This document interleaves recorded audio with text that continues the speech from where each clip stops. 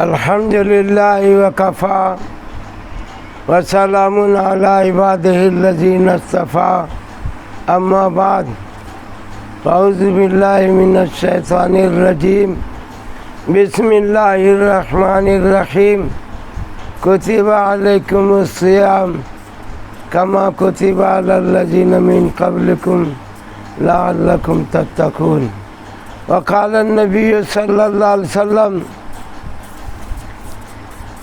اذا حسنت حسنتک وساءتک سیئتک فانت مومن۔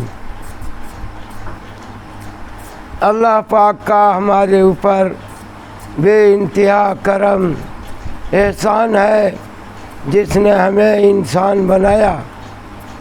اللہ چاہتا تو کوئی اور مخلوق بنا دیتا، تو انسانوں میں ہم نے درخواست نہیں دیا تھا کہ ہمیں انسانوں میں پیدا کیا جائے، لیکن اللہ نے محض اپنی رحمت سے ہمیں انسانوں میں بنایا، اور پھر اس انسانوں میں نہیں سرور کائنات احمد مصطفیٰ محمد مصطفیٰ صلی اللہ علیہ وسلم کی امت میں ہونا نصیب فرمایا، جو بہت سے نبیوں نے چاہتے تھے کہ ہمیں بھی اس امت میں ہو لیکن نہیں ہوا۔ اس طریقے سے ہم خوش قسمت ہیں کہ آپ صلی اللہ علیہ وسلم کی امت میں ہمیں ہونا نصیب ہوا ہے۔ 1,24,000 کم و بیش پیغمبر آئے، اور ان میں سب کے سردار خاتم النبیین رحمت للعالمین، اور ان کو جو ہے اللہ پاک نے ان کی امت میں ہمیں ہونا نصیب فرمایا۔ یہ بڑی خوش قسمتی کی بات ہے، اور کہ اللہ نے دین کی نسبت سے اپنے گھر میں نماز پڑھنے کے بعد نماز مغرب ہمیں بیٹھنے کی توفیق عطا فرمائی۔ یہ تھوڑی دیر تک بیٹھنا ہمارا بہت قیمتی ہے۔ میں نے آپ کے سامنے قرآن پاک کی ایک آیت کتب علیکم الصیام، تمہارے اوپر روزہ لکھا گیا ہے، فرض کر دیا گیا ہے۔ کتبہ کا لفظی ترجمہ لکھنے کے معنی میں آتا ہے، لکھا گیا ہے۔ تو لکھا گیا ہے کیا؟ صیام، یعنی روزہ رکنا۔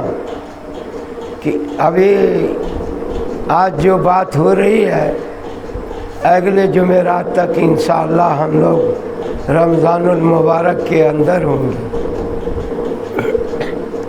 تو انسان کو یہ تو خوش نصیبی ہے جسے رمضان المبارک کا مہینہ مل جائے۔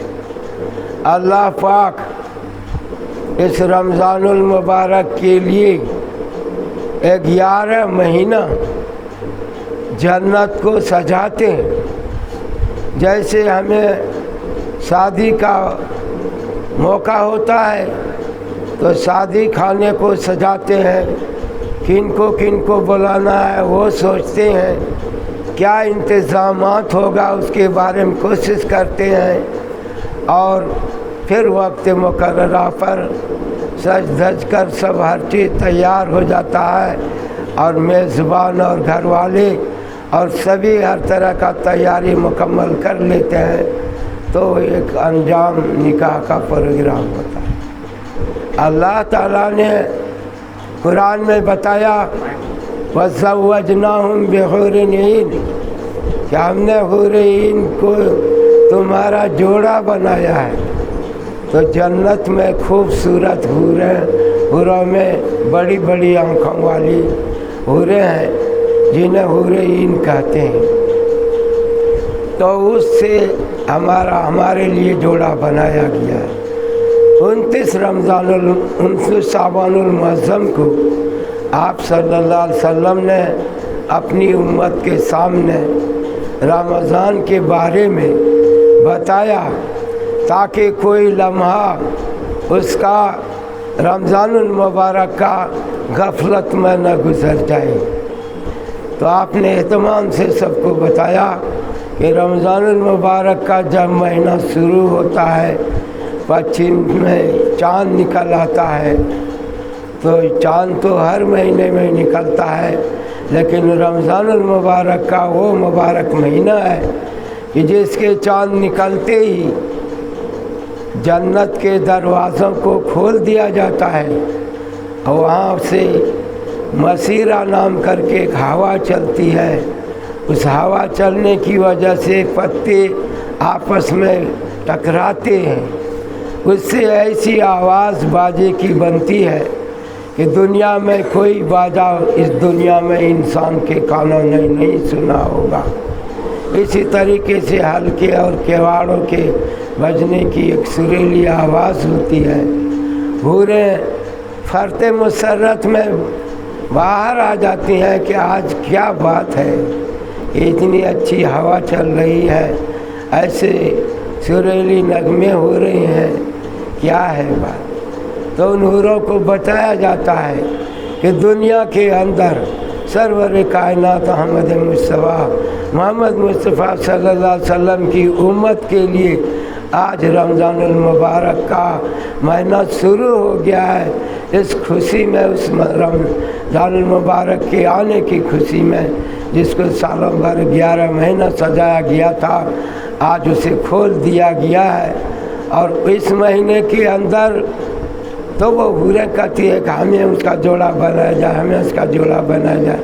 بہرحال تو دنیا میں جو مسلمان رمضان المبارک کے مہینے کی قدردانی کرتے ہیں، پہلے سے انتظار کرتے ہیں، وہ آدمی اس میں شوق سے محنت کرتے ہیں۔ رمضان المبارک کا وہ مہینہ ہے کہ ایک مہینہ اگر آپ نے پابندی سے نماز فرائض ادا کیا تو 70 فرائض کے ایک فرض کو 70 فرض کے برابر کر دیا جائے گا۔ یعنی ایک وقت اگر مغرب کی ہم نماز پڑھے ہیں تو 70 دن یعنی 2 مہینہ 10 دن پڑھے گا مغرب کی نماز، اس کا جتنا درجہ ہو سکتا ہے اتنا ثواب دیا جائے گا۔ اور کوئی نفل نماز پڑھ لے، سنت پڑھ لے، تو اس نفل اور سنت کو فرض کے برابر ثواب دیا جائے گا۔ اور ایسا کوئی موقع نہیں ہے کہ آپ کے فرض کو 70 درجہ بنا دیا جائے، آپ کے نوافل کو فرض کے برابر کر دیا جائے، یہ کبھی نہیں ہوتا اور کہیں نہیں ہوتا ہے، لیکن رمضان المبارک کے اندر ایسا ہوتا ہے۔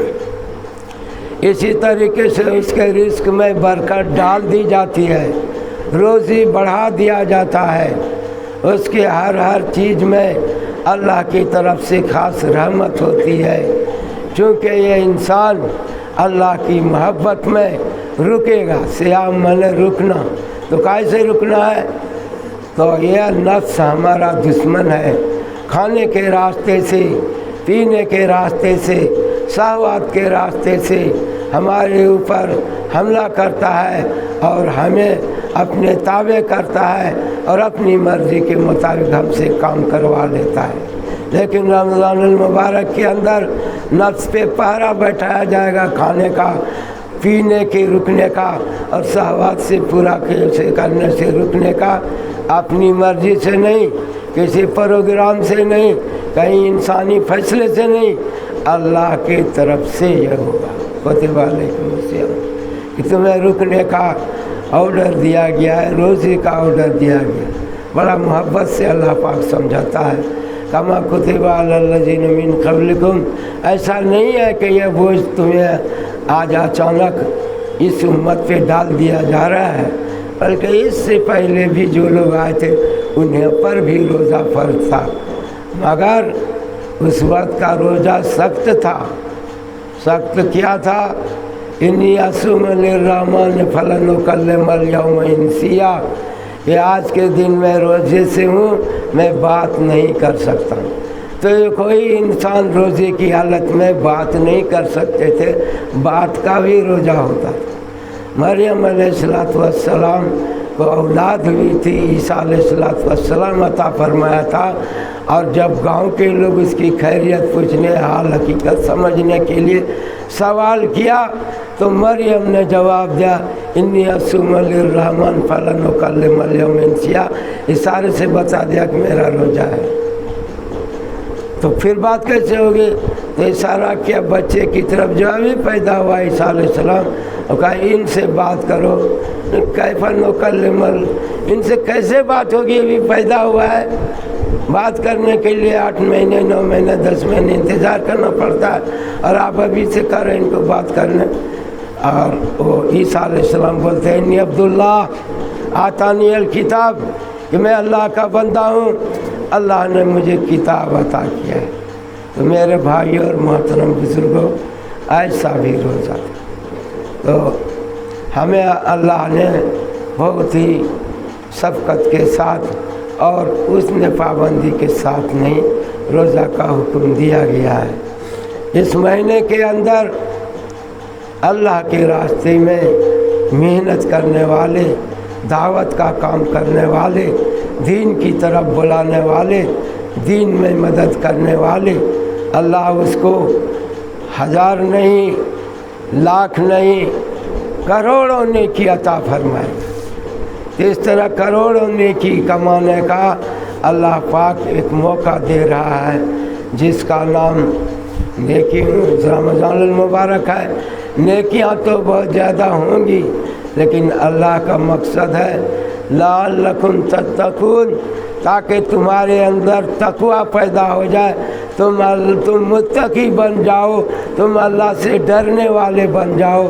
ایک لفظ یکساں ہے، ڈر کے معنی میں آتا ہے، ایک لفظ خوف ہے، اس کا معنی بھی ڈر ہے، اور ایک معنی تقوی بھی ہے، اس کا معنی بھی ڈر ہے۔ لیکن تقوی اس کو کہتے ہیں کہ اس کام سے بالکل پرہیز کرے۔ ایسا نہیں یہاں تک پرہیز کرنے کہا کہ غسل کر رہے ہیں تو گھرگھرا کر کے پانی حلق تک مت پہنچاؤ، ایسا نہ ہو کہ غلطی سے پانی حلق میں چلا جائے اور آپ کا روزہ ختم ہو۔ ناک میں مبالغے سے پانی ڈالنے سے منع کیا۔ تو ہر انسان اس مہینے میں اسی طرح سے روزہ رکھتا ہے۔ یہ تو کھانے پینے کا روزہ ہے۔ ایک روزہ یہ ہے کہ آپ غیبت سے بچیں گے، جھوٹ سے بچیں گے۔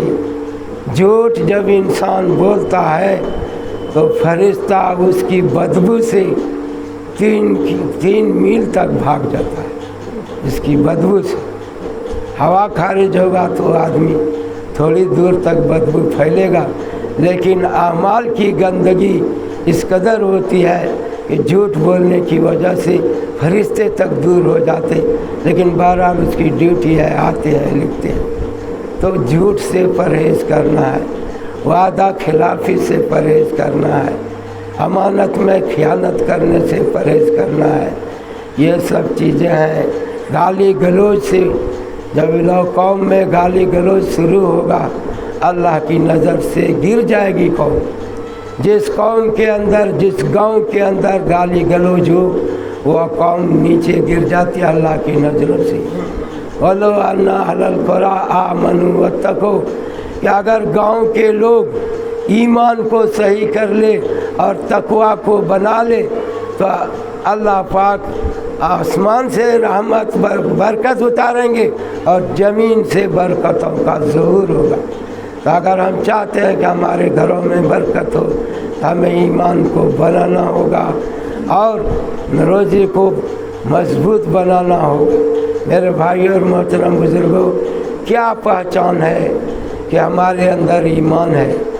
بتایا کہ جا حسنت کا، کہ جب کوئی اچھا کام ہو اور آپ کو معلوم ہو یا آپ اس میں شریک ہوں تو آپ کو اچھا لگتا ہو، تو اچھا کام اچھا لگے تو ایمان کا پہچان ہے، اور خراب چیز اگر خراب لگے فانت مومن، تو آپ کے اندر ایمان ہے، آپ ایمان والے۔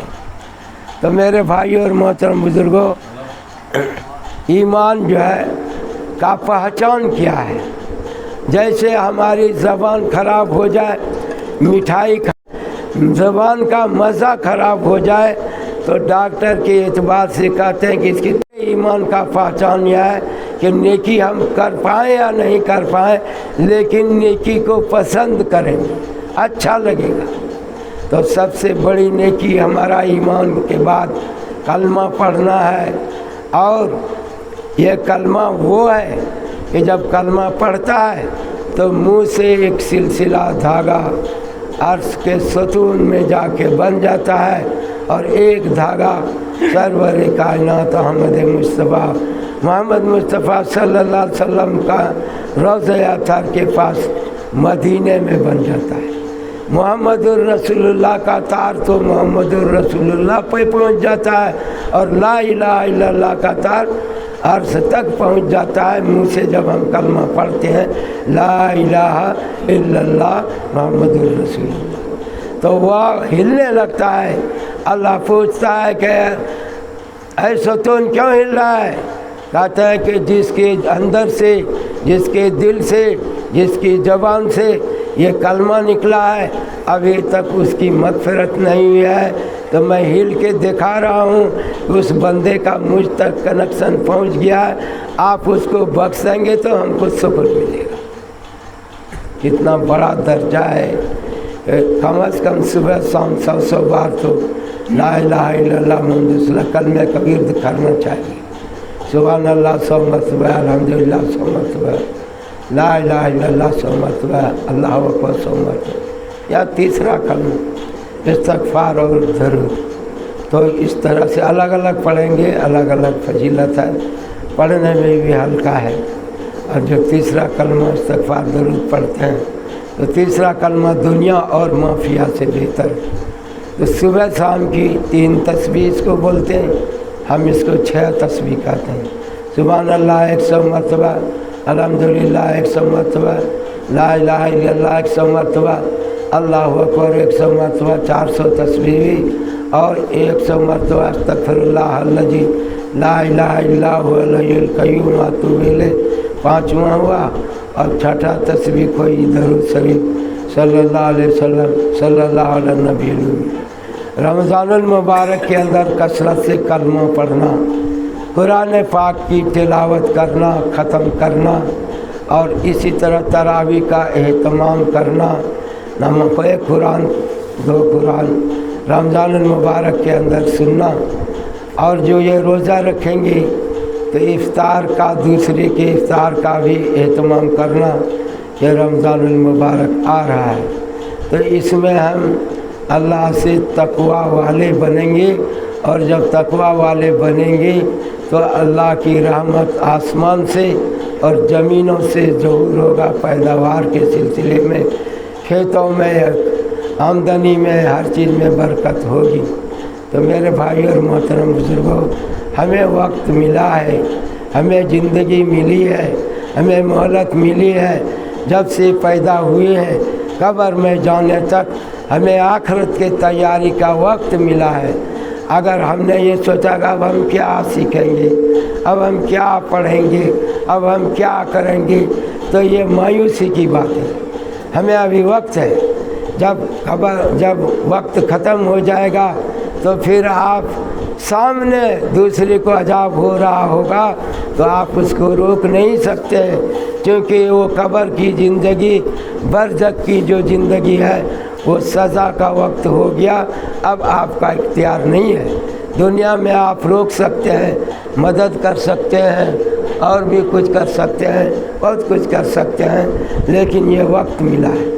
اس کے لیے جنگل کے درندے اور چوپائے وہ لوگ جو ہے افطار جس کے روزہ داروں کے لیے دعا کرتے ہیں، سمندر کی مچھلیاں دعائیں کرے گی۔ تو میرے بھائی اور محترم بزرگوں، حد ہے کہ عرش کے اٹھانے والے فرشتوں کو بھی اس کی تسبیح بند کرواتے ہیں۔ دنیا میں روزہ رکھ رہا ہے، اس دعائیں مانگ رہا ہے، تم اس کے روزہ پر آمین کہو۔ تو روزہ سے کیا ملے گا؟ کہا کہ روزہ دار کے منہ کی بدبو مسک سے بہتر ہوگی۔ قیامت میں سارے لوگ ہوں گے پسینے پسینے میں ہوں گے، لیکن اس کے منہ سے ایسی خوشبو نکلے گی جیسا مسک کا خوشبو ہے۔ وہ بتا دے گا کہ محمد رسول اللہ صلی اللہ علیہ وسلم کی امت کا آدمی ہے اور یہ روزہ رکھتا تھا۔ تو منہ سے مسک کا خوشبو اللہ اس کو پسندیدہ مسک سے زیادہ سمجھتے، اور کہتے ہیں کہ انا اجزیو بھی، میں اپنے ہاتھ سے بدلا دوں گا، اور لوگوں کو تو بدلہ فرشتوں سے دلا سکتا ہوں، لیکن روزہ دار کا بدلہ میں خود اپنے ہاتھ سے دوں گا۔ اور منا اجزا بھی میں خود اس کا بدلہ ہوں، جو میرے لیے روزہ رکھے گا میں اس کو روزہ۔ تو جو صبح طلوع آفتاب سے غروب آفتاب تک اللہ کے دھیان والا روزہ رکھے، مراقبہ والا روزہ رکھے، تو اسے اللہ مل جائے گا، وہ اللہ چاہتا ہے۔ میرے بھائیوں اور محترم بزرگوں، عرش کے نیچے جو لوگ روزہ دار ہیں ان کے لیے دسترخوان بچھے گا، 50,000 سال کا دن ہوگا، اور کہیں کوئی دھوپ سے بچنے کا سایہ نہیں ہوگا۔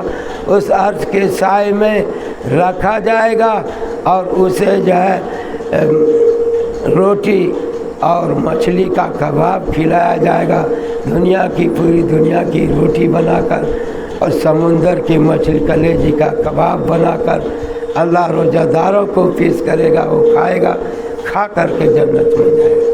تو جنت میں جانے کا مہمانی کا یہ پہلا ناشتہ ہے۔